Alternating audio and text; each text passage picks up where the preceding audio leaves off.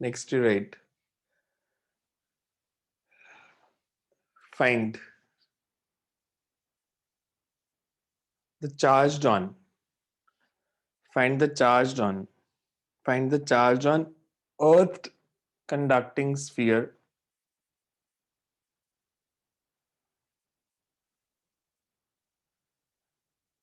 if two concentric spheres are placed as shown in figure.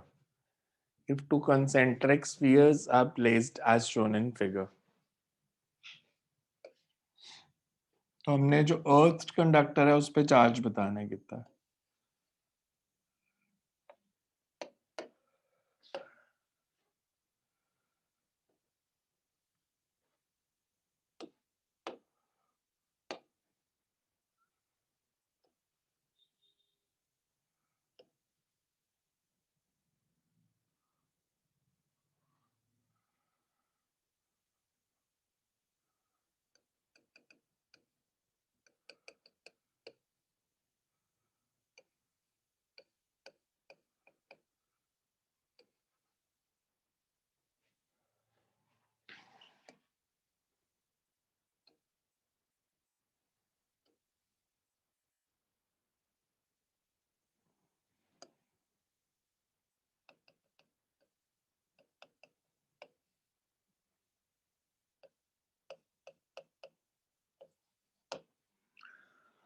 सो दो question concentric spheres हैं, एक का radius ए, एक का radius B.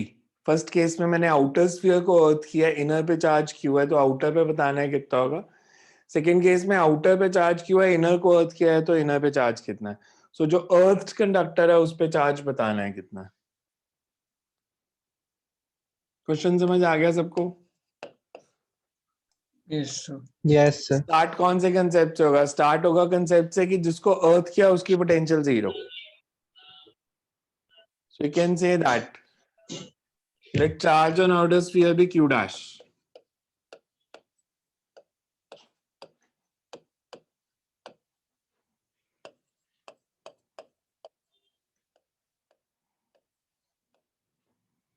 As inner sphere is earthed,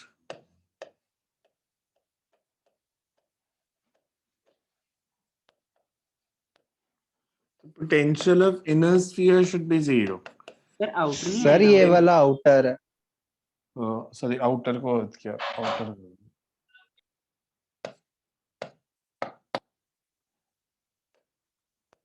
As outer sphere is earth, the potential of outer sphere is zero. And potential of outer sphere is charge on outer sphere. Okay. Potential on outer sphere is potential on outer sphere due to A plus potential on outer sphere due to B. पहले inner sphere के कारण outer के surface पे potential. Q by B.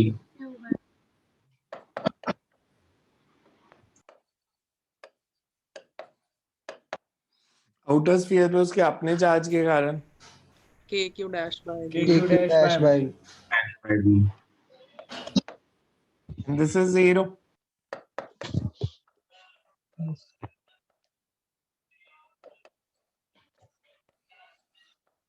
implies q dash is equal to minus q. ये zero तभी आएगा ना अगर ये इक्वल एंड ऑपोजिट टर्म्स होंगी. Yes sir. सेकेंड में हमने इनर स्फीयर को अर्थ किया तो इनर पे चार्ज q डैश मान लो.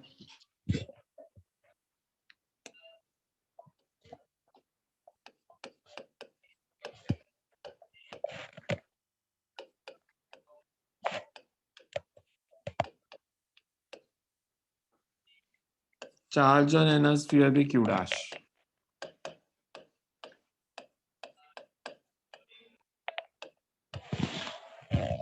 And potential of inner sphere should be zero. मतलब potential of inner sphere due to A plus potential of inner sphere due to B should be zero. Inner sphere के अपने charge के कारण potential 1/4 pi epsilon naught q dash by A और outer के कारण Q by B. K Q by B. implies q dash is minus Q A में भी।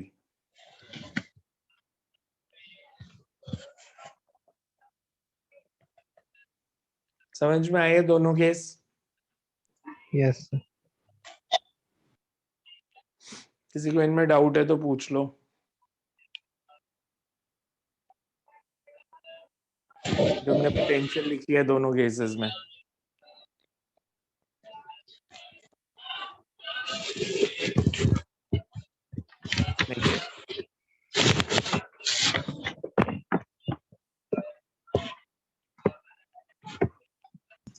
Next, the two concentric spheres are as shown in figure. The two concentric spheres are as shown in figure.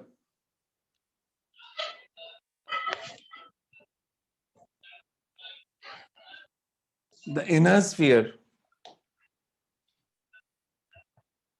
is given charge q.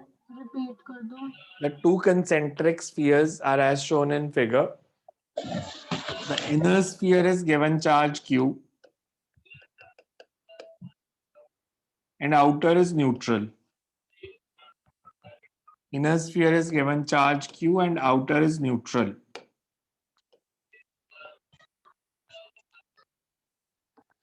Sir किसी के mic से disturbance आ रही Sphere है। is given charge q and outer is neutral. Find the final charge on the two spheres. Find the final charge on the two spheres if they are connected by a wire. Find the final charge on two spheres if they are connected by the wire. Conducting wire. कि अगर हमने inner और outer को connect कर दिया तो final charge क्या होंगे? इनिशियली इनर पे Q है, आउटर पे 0 है। Q. हमने बताना है कनेक्ट करने के बाद। सर कनेक्ट करने से उनका पोटेंशियल सेम हो जाएगा। सेम हो जाएगा। But yes, ये फिर solution चार्जेस नहीं क्या है। होंगे?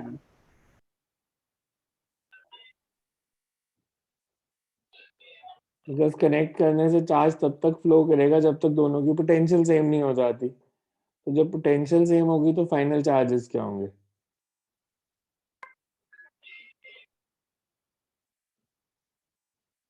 जब पोटेंशियल सेम हो जाएगी तो फाइनल चार्जेस क्या होंगे?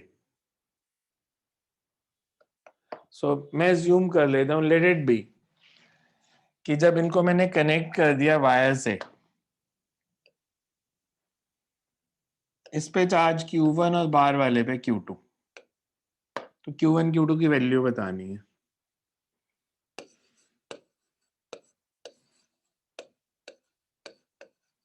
Concept is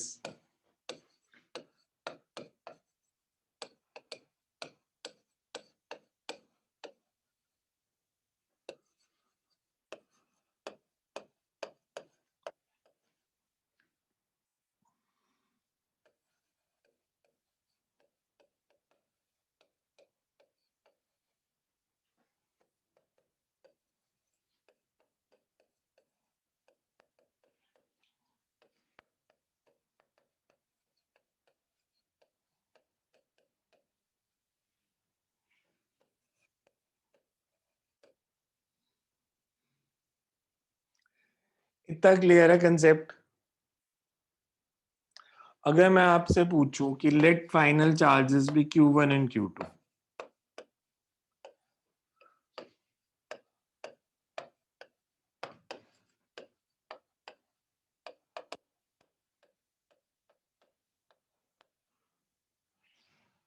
देखो इनर के सरफेस पे पोटेंशियल बताओ क्या होगी? अपने चार्ज के कारण, Q1 Q1 by A, outer पे चार्ज के कारण, Q1 by Q2 Q1. A Q2 by B, B के सरफेस पे पोटेंशियल, इनर पे चार्ज के कारण, Q1 by B Q1 Q1 by B, outer पे चार्ज के कारण। Q2 by B. Q2 by B. ये दोनों सेम होनी चाहिए। यही कंसेप्ट है ना? Yes. as VA is equals to VB, मतलब Q1 by A plus Q2 by B is equals to Q1 by B plus Q2 by B. ये तो हो गया cancel.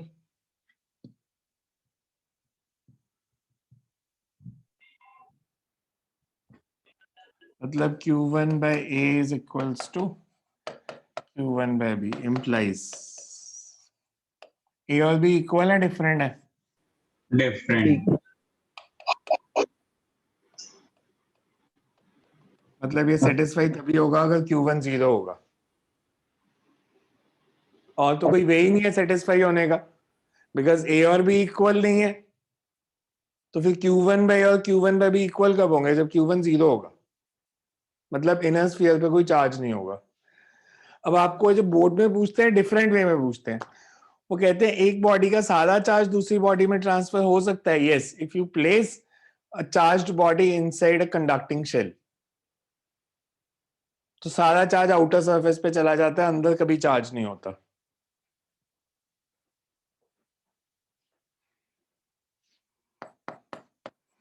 This implies that whole charge from inner sphere is transferred to outer body.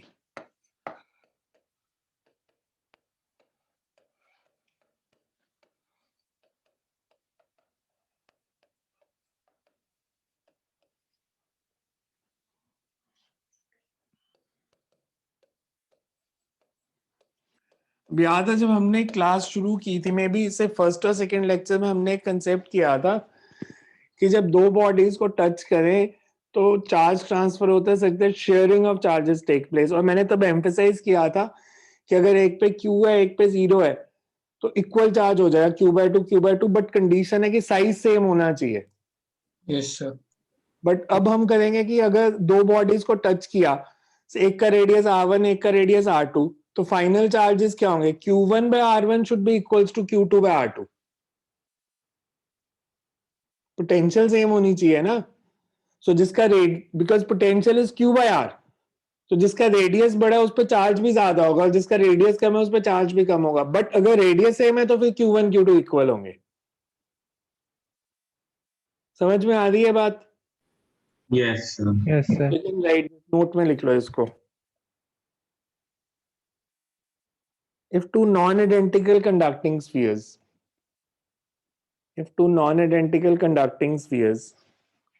of radius R1 and R2, if two non-identical conducting spheres of radius R1 and R2 are placed in contact, then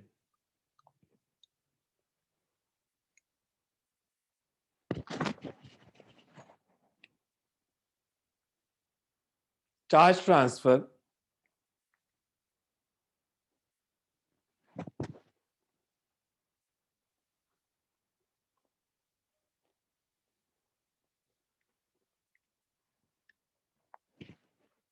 takes place between bodies till their potential becomes same. There is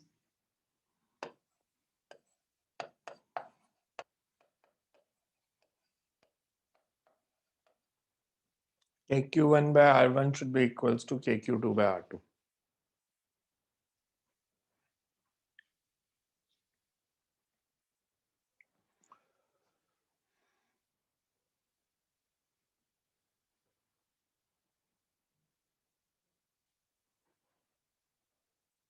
sir आप अभी वो board के question का बता रहे थे, तब मेरा वो नेट थोड़ा वीक हो गया था. वो क्या बताया था, एक बार दोबारा बता दो.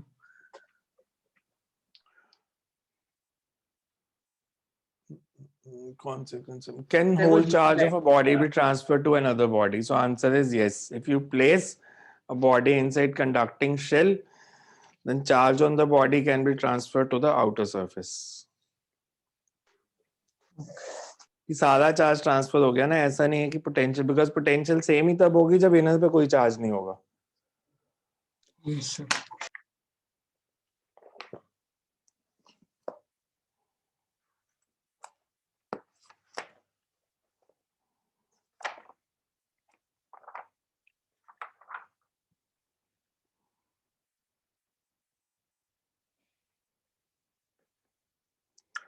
अच्छा, हम एक बॉडी को जितना चार्ज चाहे उतना दे सकते हैं या लिमिट होती है कोई?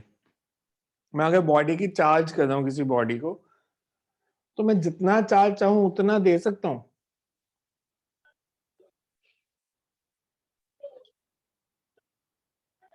No, sir. नो। क्यों नो? क्यों?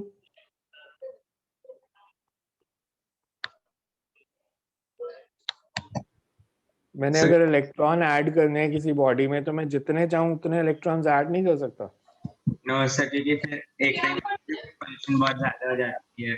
न्यूक्लियस एक टाइम पे की अट्रैक्शन सफिशिएंट नहीं होती, इलेक्ट्रॉन्स की पॉल्यूशन ज्यादा होती है as compared to nucleus attraction on electrons. ये कौन सा लॉजिक है? सर जैसे एटम में फिर सर मतलब प्रोटॉन इलेक्ट्रॉन में इतनी अट्रैक्शन नहीं होगी जितनी इलेक्ट्रॉन इलेक्ट्रॉन्स में रिपल्शन हो जाएगी। अच्छा, ऐसा क्या? मान लो मैं आप में से किसी की बॉडी को चार्ज करना शुरू करता हूँ, या स्टैटिक इलेक्ट्रिसिटी से आपकी बॉडी चार्ज होती है, तो अगर आप शूज उतार के कारपेट के ऊपर अपने पैर को रब करना शुरू कर दोगे ना, your potential of your body begins to increase. और अगर आपने उसे आधा घंटा रब किया तो maybe the potential on your body is thousands of volt. तो किसी ने आपकी बॉडी को टच किया तो उसे ऐसे लगेगा जैसे थाउजेंड्स ऑफ वोल्ट की वायर को टच कर दिया हो।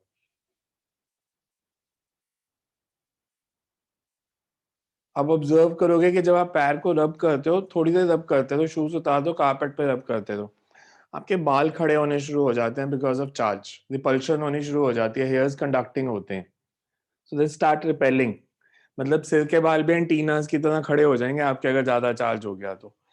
मेरा क्वेश्चन ये नहीं है, मेरा क्वेश्चन है कि अगर आप किसी बॉडी को चार्ज दे रहे हो तो एक लिमिट क्यों होती है कि उससे ज्यादा चार्ज दे नहीं सकते? And it has nothing to do with Bohr's model. Bohr's model तो खुद ही गलत है। सर रेजिस्टेंस उस बॉडी हम्म, सर उस क्या body- लॉजिक लगता है? अगर मैं चार्ज देना शुरू करूंगा तो क्या होगा? अच्छा, मेरे को एक पहले सिंपल क्लासिकल फिजिक्स जो सबको समझ में आती है। आपके पास एक पेप्सी की बोतल है 2 लीटर की, उसमें 3 लीटर पानी भर सकते हो? नो सर, कोशिश करूंगा तो क्या होगा? बॉटल फट जाएगी। बोतल फट जाएगी। कोशिश करेंगे तो वो फ्लो हो जाएगी। ओवरफ्लो हो जाएगा। ओवरफ्लो क्यों हुआ? कैपेसिटी इतनी नहीं थी बोतल की होल्ड करने के लिए। कैपेसिटी इतनी थी। ये किसी का माइक ऑन है, अगर बात क्वेश्चन नहीं पूछना तो ऑफ रखो, पीछे से घर की आवाजें आएंगी नहीं तो। सो आपने बोला कैपेसिटी थी उसकी 2 लीटर, 2 लीटर से ज्यादा डालने की कोशिश किया तो वो ओवरफ्लो कर गया, गुड इनफ। अब हर बॉडी की ऐसी एक कैपेसिटी होती है कि वो कितना चार्ज स्टोर कर सकती है। आप उससे ज्यादा चार्ज स्टोर करने की कोशिश करोगे तो वो ओवरफ्लो मतलब लीक करना शुरू हो जाएगा बॉडी से। अब ऐसा क्यों? मैं अगर किसी बॉडी को चार्ज देता हूं, मान लो मेरे पास एक स्फीयर है, मैंने उसको चार्ज देना शुरू किया, तो उसके सराउंडिंग स्पेस में इलेक्ट्रिक फील्ड और इलेक्ट्रिक पोटेंशियल बढ़ेंगे या कम हो जाएंगे? बढ़ेंगे। बढ़ेंगे। बढ़ेंगे इलेक्ट्रिक सर। फील्ड बढ़ना शुरू हो जाएगा, इलेक्ट्रिक फील्ड बढ़ता जा रहा है, बढ़ता जा रहा है, उसके कारण एयर आयोनाइज हो सकती है। Yes sir. Sir air ionise होगी मतलब air atom ionised air conductor होती है या इंसुलेटर? कंडक्टर। कंडक्टर। तो जब एयर आयोनाइज हो जाएगी तो आप जो बॉडी को चार्ज दे रहे थे वो एयर में जाना शुरू हो जाएगा, and it can be grounded through that, because medium conducting बन गया। मीडियम कंडक्टिंग बन गया तो वो चार्ज ट्रांसफर होना शुरू हो गया। चार्ज ट्रांसफर होना शुरू हो गया और वो चार्ज जो है it's leaked in the surrounding space. तो उसको नॉर्मली डिफाइन भी ऐसे ही करते हैं कि capacitance is defined as ability of the body to store charge और एनर्जी। तो एबिलिटी इसलिए होती है कि कितना चार्ज आप मैक्सिमम दे सकते हो। अब मान लो उन्होंने कहा कि आपके पास एक बॉडी है जिसकी कैपेसिटेंस या जिसमें चार्ज स्टोरिंग एबिलिटी है 2 कूलम। हम मैथमेटिकली इसका फॉर्मूला लिख देते हैं कैपेसिटेंस का, भी आगे जाके आएगा। हम कैपेसिटेंस को ऐसे लिख देते हैं। मेरा यहाँ पे जो रीजन है पॉइंट को एम्फसाइज करने का, हमने चार्ज और पोटेंशियल पढ़ लिया, इनकी रेशो को कह देते हैं दैट्स कैपेसिटेंस, कि charge to potential difference. Mathematics से फिजिक्स समझ नहीं आती कभी, बिकॉज इस फॉर्मूला को देख के लगता है कि अगर Q 0 है तो कैपेसिटेंस कितनी होगी? 0. 0। Capacitance is the ability to store charge, मतलब कितना चार्ज स्टोर हो सकता है या नहीं है, दैट्स इमटेरियल। बॉडी अनचार्ज्ड भी है तो उसकी कैपेसिटेंस तो होगी ना, वो कितना चार्ज स्टोर कर सकती है। Yes. जैसे Yes, अगेन sir. पेप्सी की बोतल का एग्जांपल ले लो। पेप्सी की बोतल खाली है या पेप्सी की बोतल भरी है, उसकी कैपेसिटी तो वो 2 लीटर ही है, कि उसमें 2 लीटर पेप्सी आ सकती है। तो वो एबिलिटी होती है कि कितनी चीज आ सकती है। वो चीज है या नहीं है उससे आंसर में फर्क नहीं पड़ेगा। तो नॉर्मली जब बोर्ड ने क्वेश्चन पूछा तो बच्चों ने इस फॉर्मूला के हिसाब से आंसर दिया कि चार्ज नहीं है तो कैपेसिटेंस 0। नहीं, चार्ज नहीं है तो भी कैपेसिटेंस सेम ही होती है बॉडी की।